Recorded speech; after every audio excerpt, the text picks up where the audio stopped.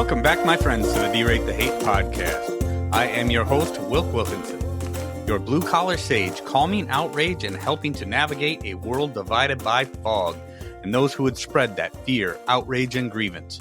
Each week, I'm sharing stories from my path and using the power of conversation and collaboration with my many great guests. Together, we chart a course toward understanding, bridging divides, and fostering a community where wisdom prevails over discord. Friends, it really is about bettering the world one attitude at a time. We did not create the hate, but together we can derate the hate. The only good thing about a bad attitude is we have the ability as individuals to change it. For me, it starts with gratitude and personal accountability. I am so incredibly grateful that you have taken the time to join me for another powerful DTH episode. Please remember to subscribe and share the DTH podcast with your network of friends. If you would like to support the show, check out the Support Us page on the D-Rate the Hate website. With that, my friends, let's get to it. You know, life can be tough, filled with struggles, setbacks, and uncertainties. But friends, one thing I have learned through my journey is that purpose and intentionality are powerful tools to not only navigate those challenges, but to thrive through them. Today, I have the incredible privilege of sitting down with my friend, Scott Maderer, founder of Inspired Stewardship. Scott's work is all about helping people, especially Christians, discover their true purpose and how to live out their calling with intention and joy. Scott and his wife, Carrie, started this journey in 2011, and since 2017, they have been doing it full time, offering coaching, workshops, and even writing a book to guide others in aligning their time, talent, and treasures. In this conversation, we'll talk about Scott's own path, how he overcame personal struggles, including financial hardships, to create a life of meaning and service.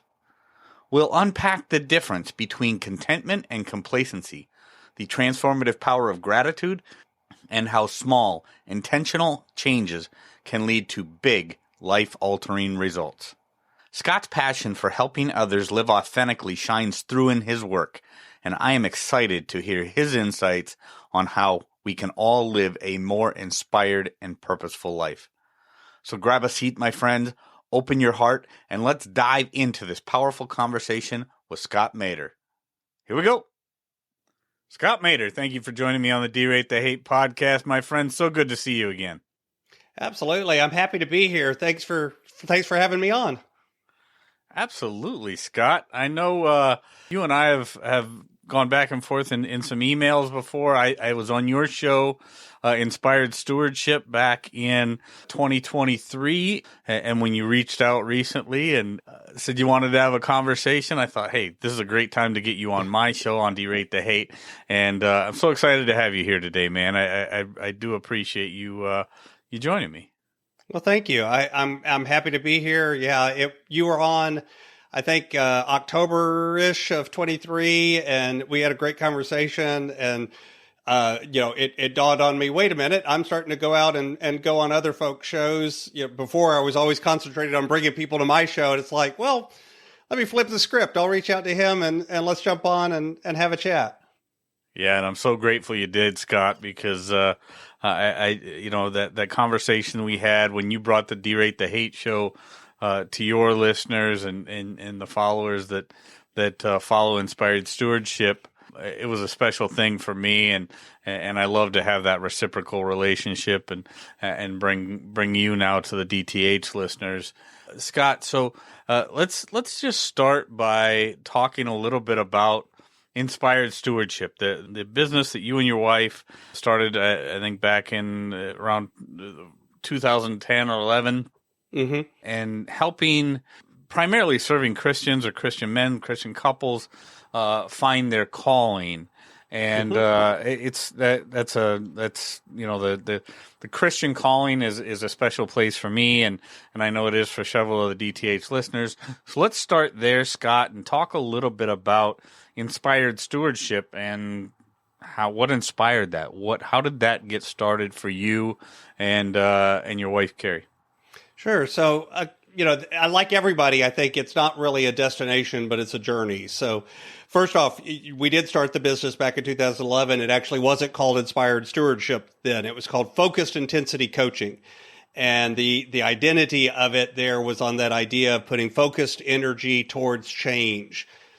I don't have a problem with that message. I still do a lot of that, but it really, when we did it, it wasn't fully in alignment with what we were doing because it was really focused at that time on financial coaching only.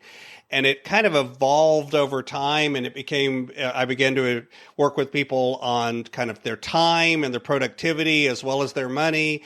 And then I started working with business owners as well as individuals, and there was a faith-based component to it, and kind of all of that came together with Inspired Stewardship, because stewardship in Christian circles is managing your resources, managing your time, your talent, and your treasures is usually how people kind of say it in shorthand.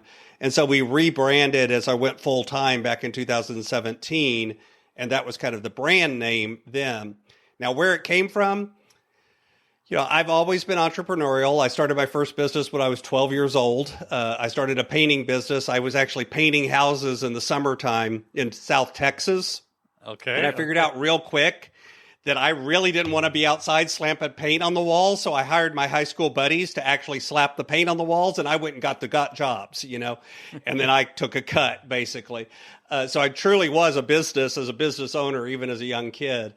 And I've always kind of had that mindset, but I went into other things. I wanted to help people. So I did medical research for a little while. I was actually trained in that kind of field of biochemistry, genetics, that hard sciences, did that for a little while. Figured out I didn't really like that because that was chasing money. I'm going to circle this back to calling here in just a second. Then I started teaching for a while, did that for 16 years. Loved teaching, loved pouring into the kids, loved developing them. Sure. But it still really wasn't fully aligned with everything. There were big pieces that I loved and pieces that I didn't. Went into the corporate world for 11 years. I was in a senior position, developing other leaders in the company. I loved that part. I didn't love flying all over the country and dealing with clients and, some of that stuff.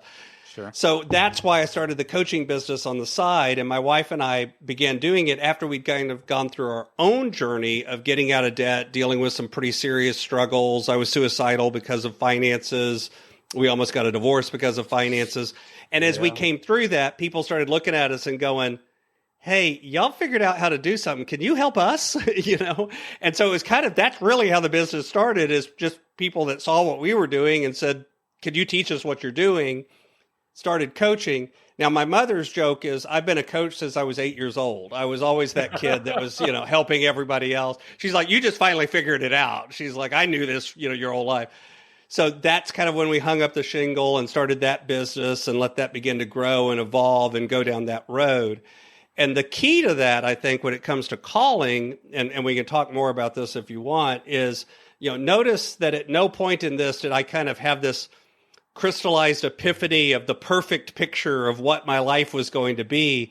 But I kept listening to that voice that was saying, hey, that's good. You want to do more of that. Let's figure out a way to get less of this.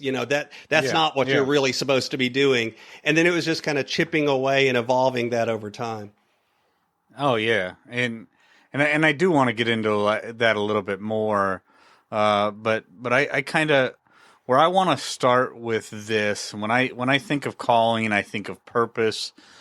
Something I've talked quite a bit about with people that I've helped and I've talked to is the idea of purpose and how important it is to have purpose. And some people may call it a calling, some people may call it a purpose. Some people think those are two different things.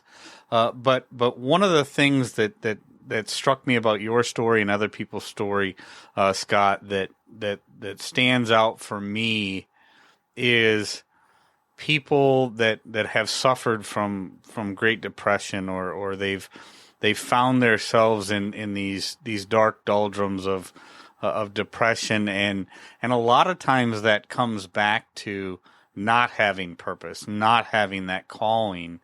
And I just have to ask, was that part of it for you? You said something about being suicidal because of your finances.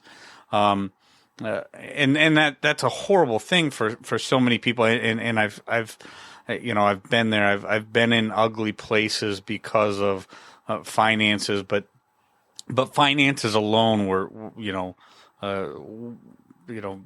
are typically not enough for somebody to find themselves suicidal. And hopefully this isn't getting too personal, but No, I don't mind sharing.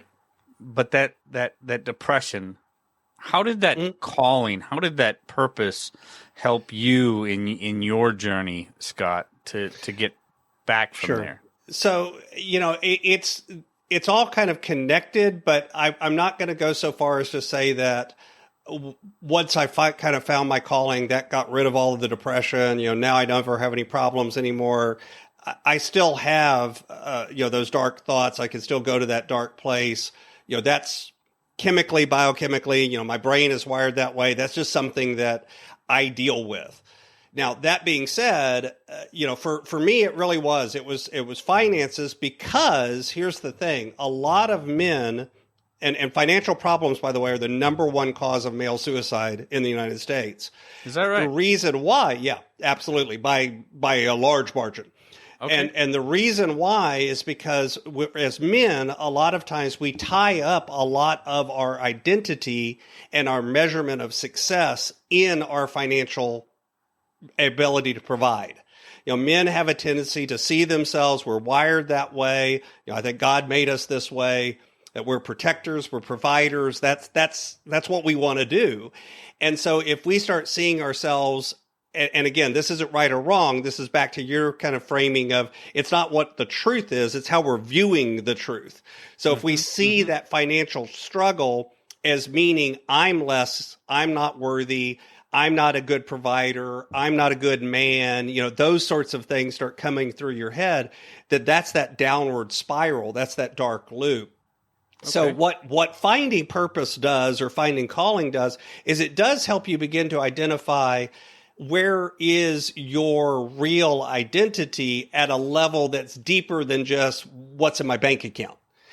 It lets you begin to plug into contentment, not complacency, but contentment, where, whether Paul says it, right? Have a little, have a lot, I'm still fine. I'm going to find joy in the life that I have. I'm going to find joy in the direction I have, not because it's perfect, not because everything's going, I'm not sitting here Pollyanna, yay, everything's fine. It's more of no, this is the reality that I'm in, but I can accept that reality and still work to move through it and past it and move into a deeper connection. For me, that's my faith. It's a deeper connection to God. For other people, they may frame that a different way. But it's that deeper direction into purpose and passion and what I really feel like I was put on this earth to do, because that feeds energy into you that then lets you look at those situations a different way. So it's not that finding passion, quote, fixes it. What finding passion, for me at least, does is it gives me the energy to still be in that place, but to see my way through it. It's more like the gas in the car, or the gas in the engine, than it is the engine, Sure. Yeah, no, that's beautiful. And thank you. I guess I'm sure I probably did hear before that you always hear stories about how finances are the leading cause of divorce and things like that. But I guess I did not realize that. And I'm sure I've heard it before, Scott, that so many men. I know men by a very large margin commit far more suicides than women, and then even when it comes to attempting versus successful, if you want to call it a successful suicide, but actually bringing it to men actually follow through and end their life at higher numbers. Right. Yes, whatever name you want to give that. But me being somebody who talks so much about root causes of things, the fact that I maybe blanked that out or whatever is the fact that was a blind spot for me is one of these things. But one of the things I want to get back to, and I want to get a little bit deeper into, Scott, is the idea of contentment versus complacency. Because I think when it does come to a man's identity or a person's identity,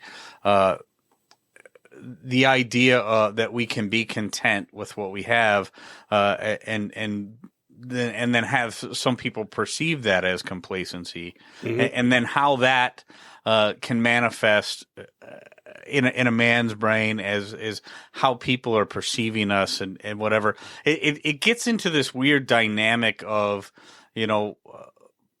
using that as a part of who we want to be or who we should be, or whatever. Does that make sense? Because I think that ends up, I think that causes a lot of struggle in men specifically, when a guy's like, yeah, I don't need a mansion. I don't need the best truck on the block. I don't need all of these different great, and hugely material things. I have my family. I have my home. I have food in my belly. I've got a job that I like, But then some people are like, but you could do so much more, and you could have so much more, and whatever. What do you say to people like that, Scott, who are, Yeah. So I think the confusion, or content but not complacent. Right. A lot of times the confusion is, so for instance, in our culture, in the Western culture, a lot, the idea of contentment, people will often hold it up and put that as an opposition to something like driven. Somebody is driven. They're go getter, right? And if you're content, you're not a go getter. And I would propose that that's actually not contentment. That's the opposite of driven. It is complacency. And that's kind of why I juxtapose content versus complacent. So complacent is, it's not even satisfaction with where you're at. It's feeling stuck with where you're at. It's that feeling of, this is all I could ever have. This is all I'm ever worth. There's no room for improvement. Okay. Content is, I'm satisfied with what I have, and I'll be satisfied if I have more, and I'll be satisfied if I have less, because you move your measure of success from the stuff, the material, the financial, the whatever, to the things that you're talking about, like the things that last, forever: health, family, basic, I got up this morning, I got a roof over my head, I got up this morning and I'm breathing. You focus on those things that you could have gratitude for, that are independent of any sort of external measure of success. So you can begin to redefine success from the kind of worldly measure of success to one that I would say is more faith-based, more energy-based, more looking at finding the things that you're grateful for. And even if some things are going bad, I look at my bank account, it's like, well, I wish there were, a few $100s more there this morning. A couple more zeros. But, but at the same time, I got a house, I got a roof over my head. I got a job. I'm meeting with a client. I'm going to talk to Wilk later. There's stuff that I can find that I can be grateful for. So contentment is less about what you have and more about what you're paying attention to. You're focusing on the things that you could be grateful for, as opposed to the things that you want to be ticked off about, where complacency is, you're more focused on the negative and you're not looking at the positive. If somebody looks at you and goes, well, you got a roof over your head, you go, yeah, but it leaks sometimes. Right. It's where you're paying attention that I think changes the direction. No, that's absolutely right, and that's one of the things that I've spoken so much about on this podcast and in talks that I do, Scott, is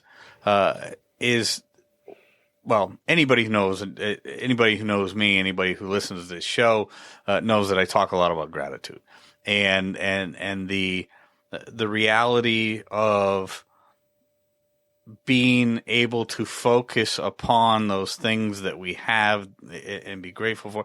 Nobody is ever going to, I guess the way that I look at it is if you're not grateful for what you have, why would anybody ever expect you to be grateful for those things that you want? And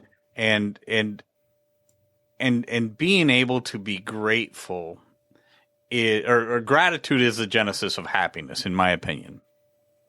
It's one of the things that I talk so much about because I firmly believe it to be so. Is the house that I have, instead of focusing on a roof that might be leaky, the fact is I have a roof, and there's a lot of people out there who do not. I can be grateful for that. The fact that I'm going to have dinner on my table pretty soon, but there are people out there that don't know where their next meal's coming from. I've got something incredible to be grateful for. The fact that I've got clothes on my back, they might not be designer, but they're good clothes and they keep me warm when they need to keep me warm. That's something to be grateful for. Mm-hmm. A lot of people lose sight of that. A lot of people lose sight of that. And those people, you can see it. You can see it in their face. You can see it in their soul. You can see it in their actions. They're not happy people, Scott. Right. And my question for you then is how do you show people that it's easier to be, or not easier to be happy, but it is in fact the way to be happy, to be grateful for those things. And when you focus on that which you don't have, or the better thing that you wish you had, instead of being grateful for the things that you do have, that's where that happiness comes from. That's where that true feeling of fulfillment comes from. Mm-hmm. Yeah, and I'll go one further. I would actually say it's not even happiness, it's joy. And there is a difference, right? Happiness to me is that's that momentary feeling of, you open the gift at Christmas and you got something you wanted and it's like, oh, it made me happy. It doesn't tend to last, where joy is that thing that it can last, good times, bad times. It can, you have joy at the birth of your child. It's not even happiness. It's long lasting. It really changes who you are. It rewires who you are. And I would agree with you. I think gratitude is that path to finding real joy. I'm a big believer in gratitude journals, doing an exercise where you literally at the end of every day, you write down 3 things that happened today that I was thankful for. And here's the trick. Try to go like an entire month without repeating any. So the first day you write down 3 things. The second day, it's got to be 3 different things. The third day, it's got to be 3 different things that weren't on the first 2 days, and by the end, by the 30th day, you are writing things down like, my shoelaces didn't break. Okay, doesn't matter. But what you're doing is you're something to be grateful for. That's something to be grateful for. So, but the reason why is because you're trying to program your brain to begin looking for the good things as opposed to the bad things, because we do program or train, or however you want to frame it, our brain to look for certain things. It's, I have a degree in sciences. It's called the reticular activating system. I talk about it all the time. Yeah. It's why you go buy the car, right? Nobody's driving that car. You buy it. Now everyone owns one of those cars. It's like, where did all these cars come from? It's because you train your brain to look for what you want it to look for. And you can train it to look for the negative. You can train it to look for the positive. So I've literally done a daily gratitude journal since 2017. And, Great.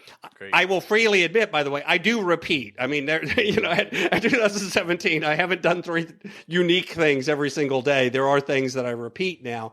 But I have done those things where I've gone 30 or 60 days and said, okay, my challenge for the next 60 days is I'm not going to repeat any of these. I'm going to do something different every single day. And I've done that with my clients as well, where I've challenged them to do that.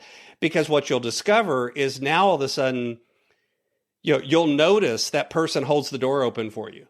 And you'll go, oh, thank you. You'll notice that smile. You'll notice the bagger that took the extra time to put the bread on top of the eggs instead of underneath the eggs. Because you just teach yourself to look for that sort of stuff. And it doesn't have to be big stuff for you to begin to recognize that you've got a lot in your life to be grateful for.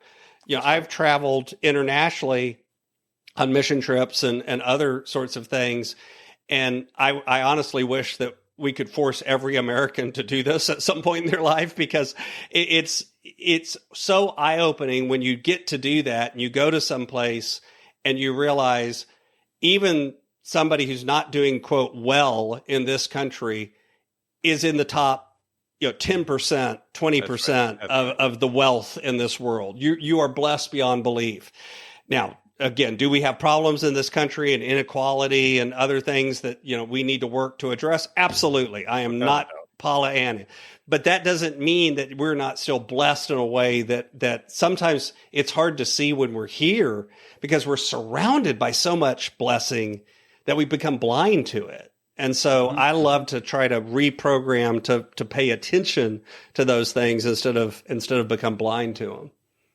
Yeah, no, and that is important. It's an incredible point, Scott, that a lot of people, maybe don't realize, and they're just ignorant to it because they've never been abroad. They've never been exposed. They've never been exposed to different places on this planet that are completely and it's almost like a different planet because it's so different than what the United States has to offer, and we really do have in what I believe is the greatest country on the planet, a lot to be grateful for here. And yeah, that's one of the things that I try to drive home so often on this podcast, when I'm talking to people, when I'm, doing mindset mentoring and different things is that reticular activating system. It's something that I've studied, for a lot of years, and it is so true. And I love that you use the car example because I use the example all the time. I used to drive an Avalanche, a Chevy Avalanche, and I used to see every single Chevy Avalanche that was on the road. And then when I got rid of the Avalanche, I went to the Silverado, and then now all of a sudden I see every Silverado on the road. Now everyone's driving a Silverado. You just don't notice the Avalanches quite so often anymore. But the same thing works with gratitude and things to be grateful for. And like I said, with gratitude being the genesis of I used happiness and joy probably opposite of what you do. I think moments of joy, I think happiness is a state of mind. But regardless of what, well, again, that's just vocabulary. It's why you have to define your vocabulary, terms. Right? It's just semantics at that point. But the reality is what we're talking about is the same thing. Absolutely. And when you become and become more aware, like you said, we can only focus on so many things. And when you start to really compartmentalize all those things that in this life that we live that we can be grateful for, it is so much easier to be a happier or a joyful or a more joyful person. And I mean, who doesn't? I ask the question often, who wants to be miserable? But then I think there are people that do. But as somebody who used to be miserable, I know how much better it is to be a happy person, right. And how much better life is, and knowing, and that's one of the greatest things is getting to a point when you know that you have the ability to control that in many ways. I mean, some people, like you talked about earlier, physiologically, chemically, there's an imbalance there for some people, and we understand that. But the reality is most people, if they really work at it, have that ability to be what they want to be, and what they want to be is happy.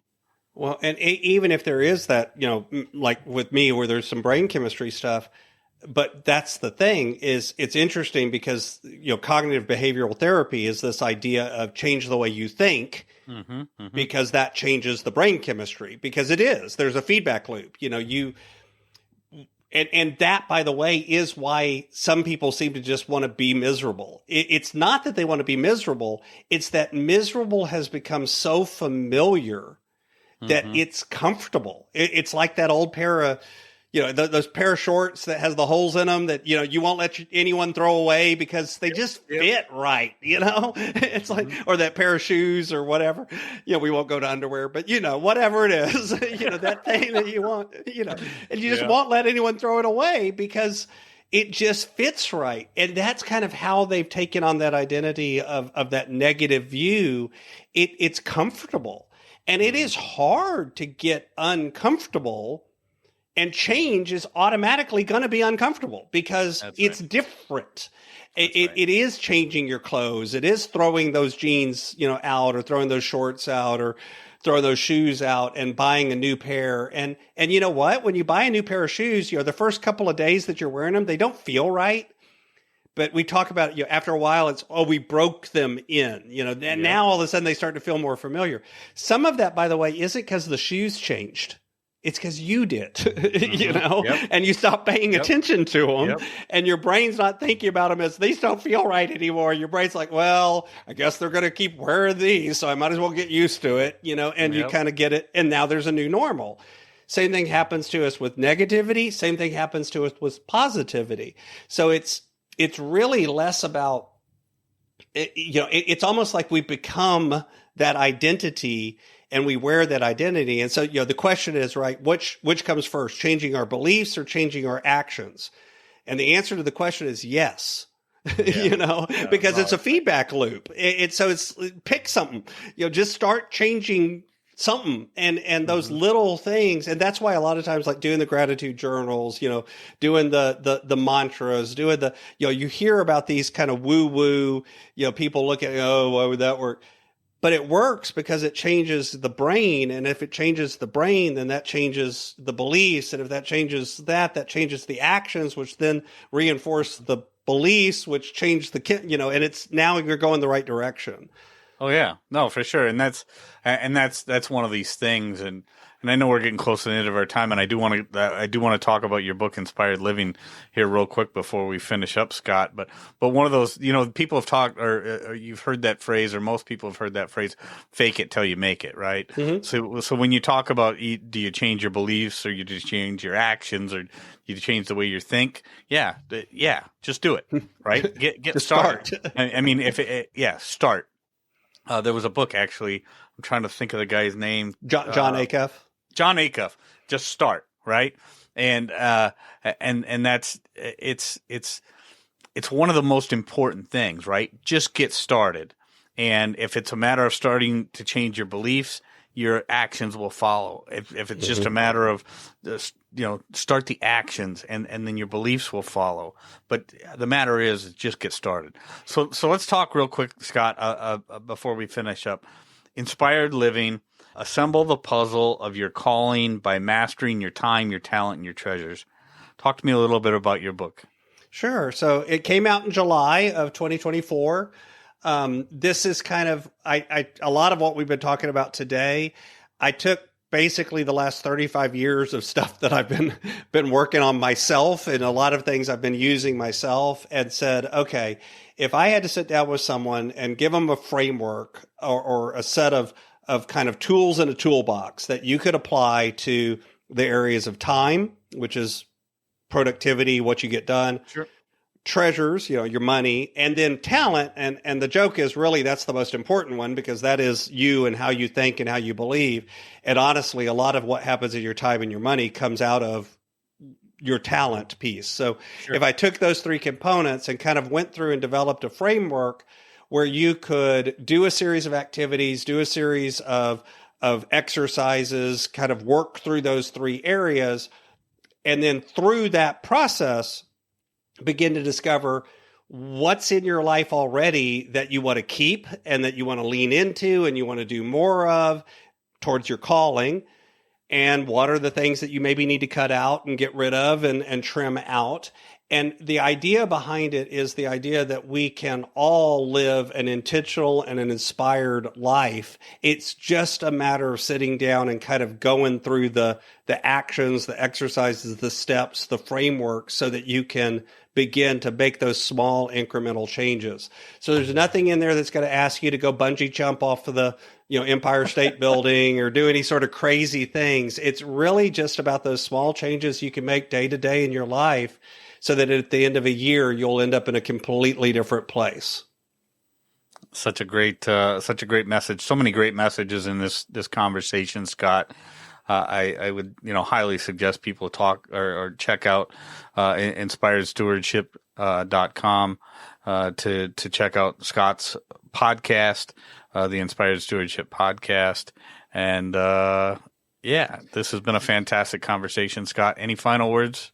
So I actually did put a landing page together just for your listeners. So all of those things that you mentioned, if you go to inspiredstewardship.com/derate, as in derate the hate, so just derate the first word, you should pull up a page there. It has some free resources you can get around time, talent, and treasures, as well as information about my book, my podcast, all of that's there.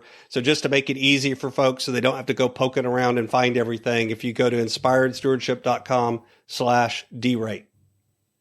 That's so fantastic, Scott. I'm so grateful for you, the messages in our conversation, and all the work that you're doing. Thank you very much, Scott Maderer. You've been fantastic. Thank you. Friends, if there's anything in this episode that provided exceptional value to you, please make sure to hit that share button. Share it with your friends, share it far and wide. And of course, if you haven't done so already, be sure to subscribe right from our website so you can get the Derate the Hate podcast sent to your email inbox every week. So this is Wilk wrapping up for the week saying get out there, be kind to one another, be grateful for everything that you've got, and remember it's up to you to make each and every day the day that you want it to be. If there is something that you would like to share with me, you can catch me on most social media platforms, or you can email me directly, wilk@wilksworld.com. With that, my friends, I am going to back on out of here, and we will catch you next week. Take care.